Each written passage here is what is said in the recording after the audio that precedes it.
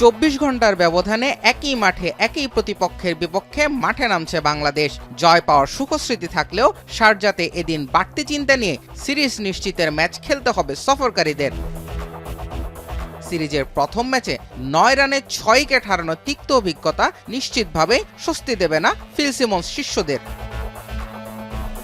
আফগানিস্তানের বিপক্ষে গতকালের জয় দুই দলের পরিসংখ্যানে নিয়ে এসেছে সমতা। মুখোমুখি 14 দেখায় এই মুহূর্তে সমান 60টি করে জয় দুই দলের। তবে ম্যাচ ভেন্যু শারজাতে এখনও নিজেদের প্রমাণ করা বাকি ফিল সিমন্স শিষ্যদের। এই মাঠে 7 ম্যাচের মধ্যে কেবল দুবার জয় পেয়েছে লাল সবুজের প্রতিনিধিরা। আর একই মাঠে আফগানিস্তান 31 ম্যাচের মধ্যে জয় পেয়েছে 20 ম্যাচে। ঘুরে দাঁড়ানোর মন্ত্রটা তাই অজানা নয় রশিদ খানের দলের জন্য।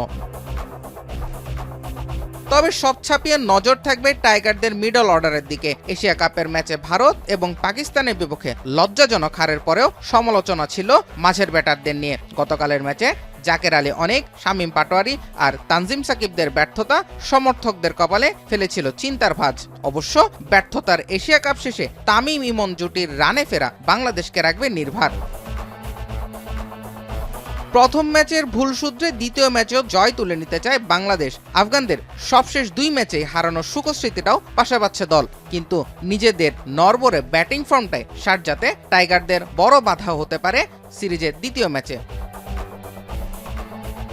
জুবায়ের আহমেদ, এখন।